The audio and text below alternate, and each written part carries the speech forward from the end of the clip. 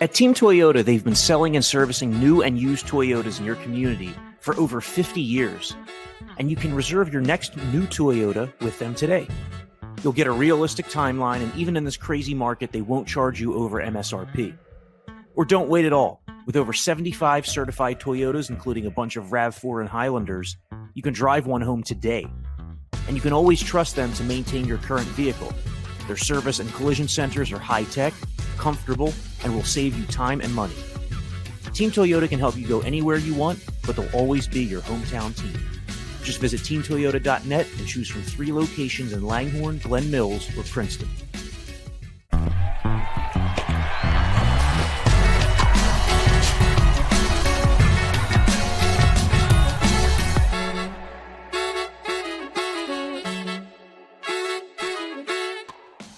Hey folks, welcome to the Phillies Talk Podcast. I am Corey Seidman, he's Jim Salisbury, and we're sitting here with you on a Wednesday morning in between the Phillies' brief 2-game series in Atlanta, which did not get started in a great way for the Phillies, but the big story on Tuesday was obviously the trade deadline. And Jim, the Phillies went out and they had a busy day. They acquired 3 different players in 3 separate trades, the last one really pushing up against that 6 p.m. deadline Tuesday. But in order, the Phillies trade for a center fielder, they trade for a reliever, and they trade for a starting pitcher. 2 of them are rentals. Center fielder is a player under team control. But just overall, for your sense of the day and what you gathered from talking to Dave Dombrowski last night, after the Phillies were able to complete their 3 acquisitions for Noah Syndergaard, David Robertson, and Brandon Marsh. Well, you can never judge any trade, never mind a trade deadline, until some time has passed, until you see how the personnel that you acquire impacts your team. But, for the work they did leading up to this trade deadline and how it all came to a head in the final 2.5 hours, where they were able to address 3 glaring needs, defense, and in particular center field defense. Bullpen, it has been quite good since June 1, but they made it better. And the back end of the rotation, after losing Zach Eflin, you were really desperate for innings and a competent, experienced major league starter. They went out and addressed their 3 most glaring needs at this trade deadline. I have to say it was a good one. I have to say they got better. So the cost for a couple of these players, was, a bit high, it seemed, especially for the 2 rentals in Noah Syndergaard and David Robertson, players whose contracts expire after the season. So the cost for David Robertson was Ben Brown, who became one of the Phillies' better pitching prospects this season. And the cost for Brandon Marsh was Logan O'Hoppe, the Phillies' catching prospect who had cracked the top 100 list, a couple top 100 lists here in the middle of this 2022 season, a guy who turned some heads, has offensive potential. What did you make of the returns, particularly the O'Hoppe return that was in terms of going to LA for Brandon Marsh? Well, the cost was high, but I think you have to put it in perspective. This is not a deep farm system by any means. But they do have a handful of guys that they like and a lot of teams like. They have 3 guys that everybody likes in Mick Abel, Andrew Painter, and Griff McGarry, 3 right-handed power arm pitchers that could, as we sit here in August 3rd of 2022, they could start knocking on the door next year. And in McGarry's case, maybe even sooner. So you were able to protect those guys and keep those guys because it's important that they bring some of their own pitching, difference-making pitchers to the major leagues here in the short term. All along, I thought those guys were untouchable. I thought they would listen on O'Hoppe and listen on Ben Brown. And indeed they did. And indeed, Logan O'Hoppe plays a premium position. He's a catcher. He's a big guy, presence, having a really good season with the bat at Double-A. Ben Brown, 22 years old, 6'6", throws 97 to 100. He has, his calling card is that power, and it also he has a lot of power on his. He throws a slider and a curveball, and they're both power pitches. The velocity on both of them really jumps out at people. But you got to give something to get something. You got to frame it around, where is this team? They haven't been to the postseason in 10 years. They're really desperate to get there. They have big names that the meter is running on. big names in their prime. They have a huge payroll. They have a couple really good starters at the top of their rotation. They have played really well for 2 months, gotten themselves into postseason contention. They need to get there. They need to get there and take their chances on winning a series and see what happens in October. So that's the price you pay. You give up a premium position guy in Logan O'Hoppe. It's a little easier to swallow because you have 5 years of control on Brandon Marsh. He was as good a prospect, 2 years ago, a year ago, as Logan O'Hoppe is now. So maybe he comes here and it clicks. His contact rate is way down. He strikes out. Maybe Kevin Long, the Phillies hitting coach, can help him. They think they can help him. In the meantime, center field has been a revolving door, an annual problem. They get themselves a quality defensive major league center fielder. That's very important here on the 2022 team because you're weak on the corners. This is a guy that can really help your outfield defense in the middle. And defense is so important at this level. Defense is so important when the games get tighter and more meaningful. One run can swing a week. So I understand that move. It was a lot to give, but you got a player who still has plenty of upside that can contribute now and that you're going to have for a long time if you want to keep him for a long time and he continues to get better. Ben Brown, David Robertson actually said that Ben Brown was the guy that hurt the most, and I would agree with that because he is such an ascending guy.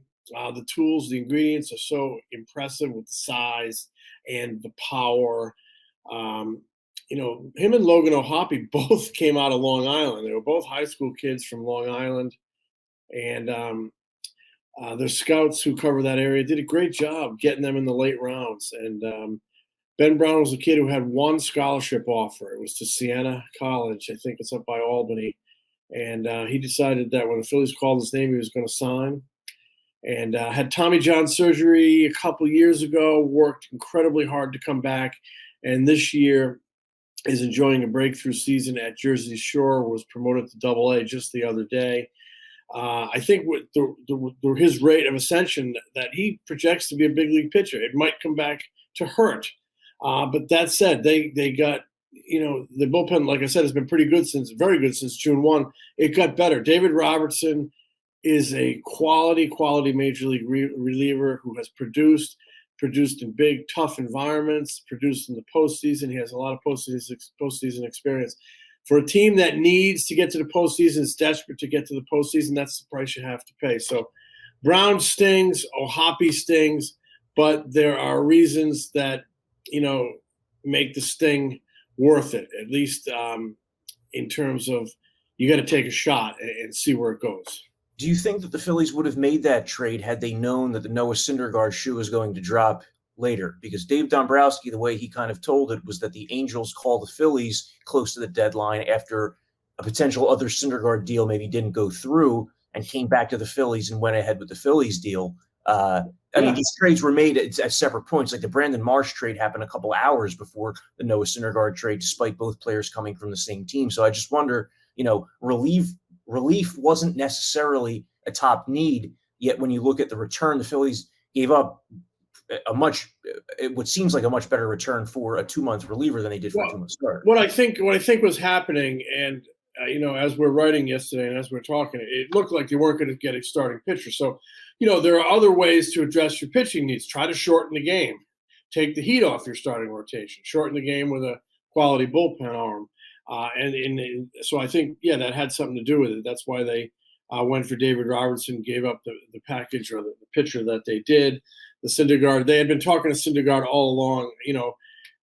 That's a name I've been hearing for weeks for the simple reason the Phillies have financial resources. They have limited prospects. Anaheim was looking to get out from under the remainder of that contract. So that potentially made it a good fit with Philadelphia in terms of maybe protecting some of their minor league assets. It sounds like Anaheim had a better deal yesterday. I think it was with Toronto, and for some reason they couldn't get that to the finish line. And Dombrowski was very open. Anaheim called 15 minutes before the deadline, said let's talk on Syndergaard, try to get something done. Boom, boom, boom. Moniak's in it.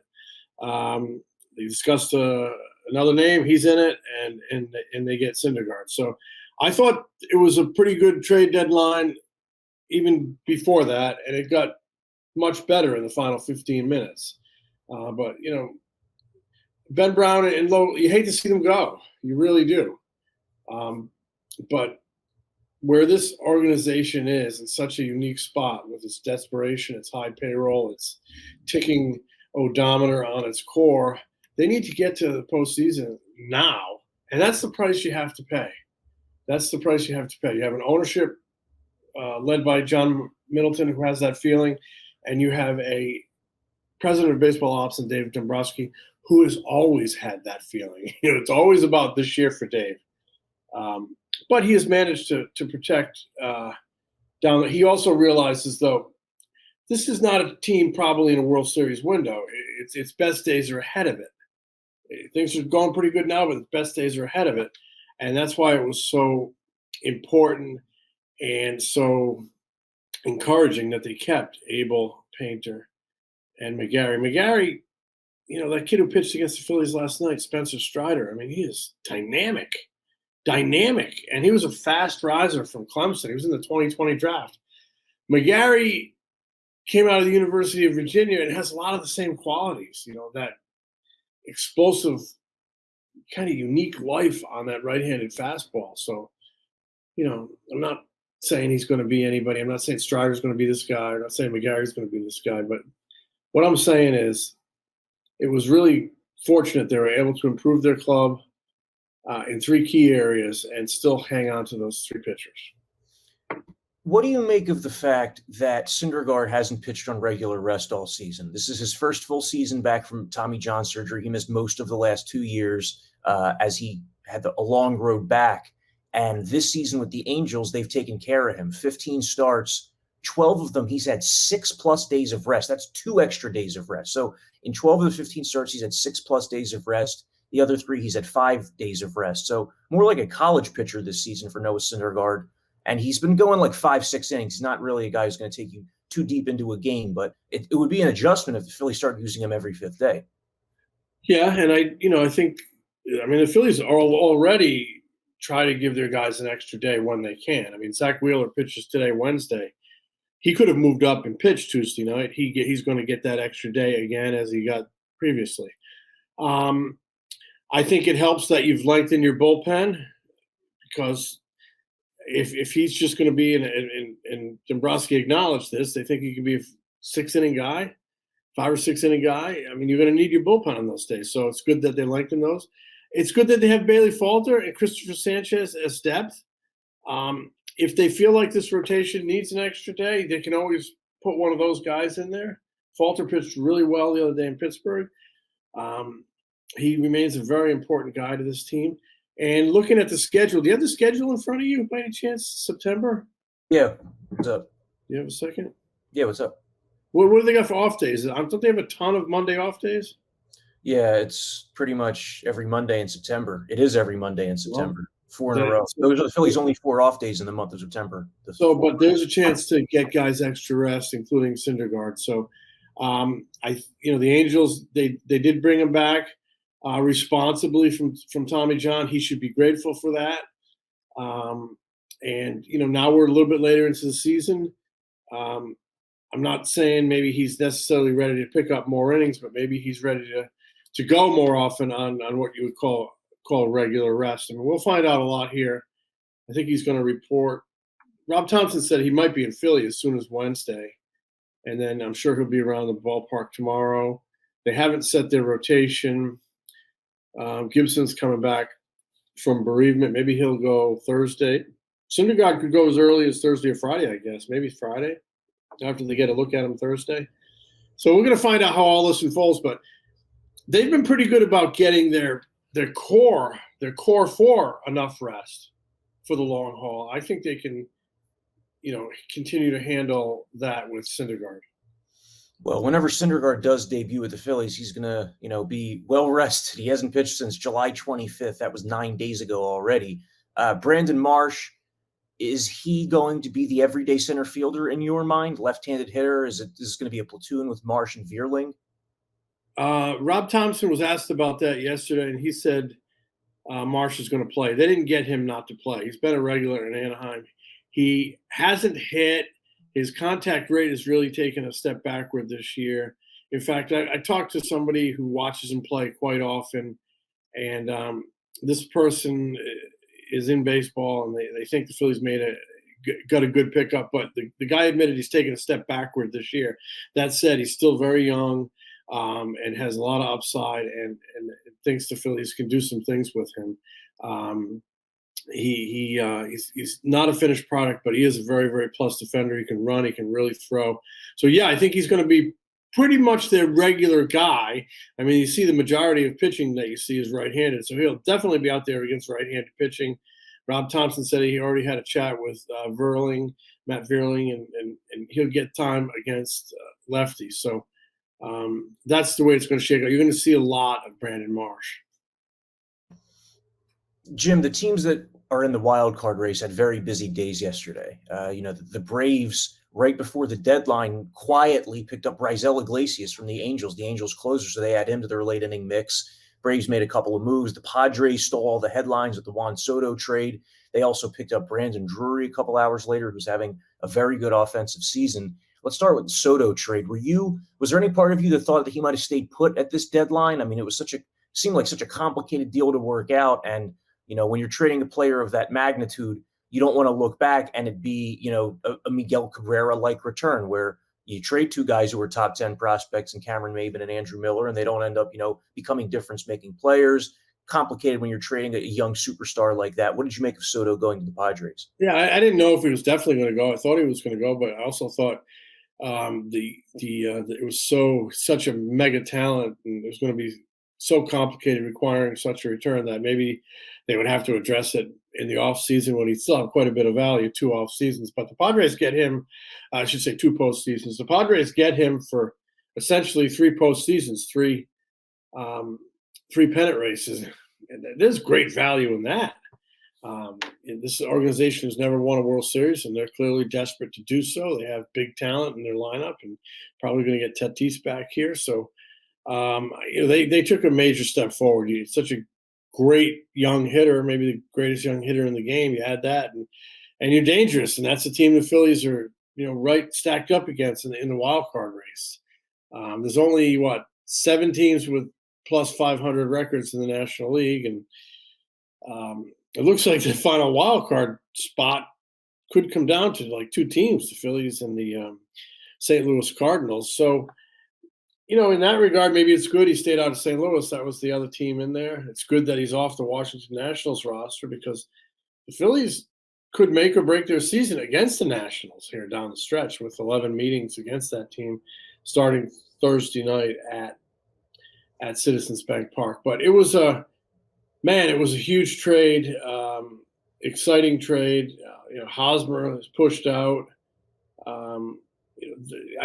What just jumps out of you is Machado, Tatis, and Soto. The total head-spinning talent they have on that team. Need to get Tatis back, and they need to prove that they can lock it down after fading last year. I mean, that's something that team needs to prove it can do is get there, because last year they had a collapse. The San Francisco Giants fading here has changed the complexion of the wild card race. There's still 60 or so games left in the season, but as we sit here Wednesday morning, the Phillies and Cardinals are tied for that 3rd wild card spot. The Giants are 4.5 games off the pace, and the Marlins are next at 8.5 games. So yeah, to your point, looks like it's going to be a 2-team race for that 3rd wild card spot between the Phillies and Cardinals, unless the Giants can make their way back into it.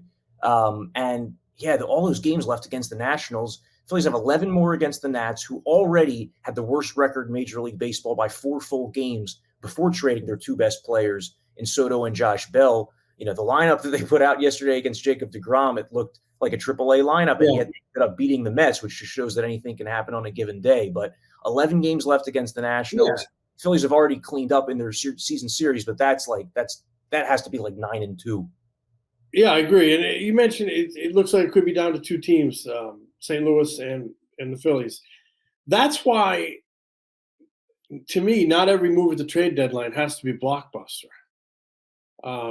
Pat Gillick used to talk about all the time. Sometimes the biggest difference-making move you can make is that marginal move, like that acquisition of Joe Blanton, like that acquisition of Pedro Martinez in 2009. I mean, Pedro wasn't Pedro then, but I think they went 9-2 in his starts. So what on paper was a marginal upgrade had a very significant um, impact in the race and standings and on the team playing the same thing. So that's why even if you're making incremental progress, it can be really valuable for a team that's already pretty good. That tweak here, that tweak there, and we haven't even talked about Edmundo Sosa, the shortstop they picked up. Something's going to happen here in the infield in the short term. Gene Segura is probably going to be activated Thursday. Stott has played well the last couple months. I think he deserves time. I think he needs to be in there. I think he could be your shortstop next year or your second baseman. Segura and Gregorius are both free agents. But in the meantime, Segura's got to get back in that lineup for his bat. So maybe you put Stott or give him more time at shortstop. Now, what happens to Didi Gregorius? Whatever the case is, they've added Sosa. And that's another positive tweak to their defense, whether he's sort of a backup to Gregorius, whether he's an insurance policy for Stott, who gets more time at shortstop. There's going to be some interesting balls in play here, or balls in the air here in the next, day, 2 days, 3 days, I would say tops, as Segura comes back, and where does Didi Gregorius fit? It's kind of going to be fascinating. The team has already had a facelift, already said goodbye to Familia and Herrera. Mickey Moniak goes. Wish him well. I think maybe a change of scenery will help him, but we're going to find out how Segura's return impacts Stott and Gregorius, and it's going to be fascinating as this team could even undergo more changes. On the field, Jim, the Phillies lost 13-1 in their series opener. You mentioned just how electric Spencer Strider was. He's dominated them the 2 times that he has faced them. It was a distant second storyline to the trade deadline, but it was an ugly way to start that quick 2-game series in Atlanta, huh? Yeah, it really was. He had a bullpen game, and I don't know. Sometimes I hate bullpen games. It seems like you're fighting with one hand behind your back, and the intensity is so different, especially when Spencer Strider's out there throwing 99 and just getting the ball, throwing the ball, getting the ball, throwing the ball, getting the ball. It's amazing. He's got huge quads, too. He's got hockey player quads. There was really no intensity. Sometimes those games are easy to flush. You lose 13-1, you kind of chalk it up to it's baseball, get it over with. And I think it really helps that they're back in the ballpark 12 hours later. You don't have to stew in it for an off day or a couple days. You're right back there 12 hours later, and it really helps that Zach Wheeler is on the mound. He's a great pitcher. He pitches really well against the Braves, and he's from Atlanta, so he's been sleeping in his own bed. So he should be ready to rock and roll on Wednesday afternoon. Jim, you just talked a couple minutes ago about how it's often not the sexy pickup that ends up swinging things in October. I mean, last year was yet another example of that, right? Like the players the Braves picked up at the deadline, they traded Pablo Sandoval in his final year, who was a bench player, for Eddie Rosario, who won NLCS MVP and was one of the best players in October last season. So it rarely ends up being like that Juan Soto move that we're talking about in October as the move that swung the pennant or swung the World Series. They are I have so much respect for this Braves franchise, and it goes through now like 3 different front offices, starting with the Sherholtz run, and then the Hart and Capolella, and then now the Alex Anthopoulos regime. You look at Strider, like a 4th or 5th round pick. He just looks like an absolute winner. Austin Riley, they just gave a big $200 million contract extension to. He's a great player. He was there that year. The Phillies took Cornelius Randolph 10th. I think Riley went like 40th or something. The Harris kid that they put in the outfield has been a season changer for them. So they do a great job drafting, developing, and then when they need to make a deal, they move quick and decisively. Freddie Freeman, thank you very much. Matt Olson, come here and hit us 100 doubles. I mean, he's amazing. So, in their Latin American program, ID'd Acuna and Albies. They got them locked up. Their major league coaching staff. You look in that dugout. There is so much experience over there, and such an even-handed manager who cut his teeth and learned his craft by doing it for years in the minor leagues. He just didn't parachute in and was handed a job, and they play for him. They have built this ballpark in just outside the city limits, but it has all this nightlife and entertainment around it. This is a winning franchise, the Atlanta Braves. They do everything right, and Phillies need to be on their game here Wednesday to take one from them, and they can. They took 2 or 3 last week in Philadelphia, and we'll see what they can do Wednesday. But I mean, to your point, so they made a bunch of small moves, and here's another thing. You can look this up. The Braves last year, when they turned their season around and made those pickups, one of the big areas that improved for that team is I don't have any data in front of me, but I've seen it. Is their defense really improved? They put a real premium on catching the ball and improving their defense. They actually started shifting more. They were a team that didn't pay a lot of attention to that. They started using that, and they really took off. So you talk about the importance of defense. That's something the Phillies really tried to, focus on here at this deadline. Tweak that defense, make it better, because that just doesn't, it's just not defense. It's making your pitching better. It's making your offense better. It's one less run you have to score. So it all fits together. Yeah, we've been talking about the Phillies improving their defense for years now, and this is a team that they built around offense over the offseason, and they got better up the middle defensively with 2 players who would figure to be in the cards for them for the next handful of years in Sosa and Marsh, who both come with substantial club control. All right, well, Jim has to get over to the Phillies clubhouse at Truist Field today. Early game for the Phillies and Braves, 12:20 on Wednesday afternoon as they wrap up the quick 2-game series. We'll be back later in the week for more thoughts on the Phillies trade deadline, how some of these new pieces fit, and to talk about the wild card race. So thanks a lot for listening. Jim and I will catch you later in the week.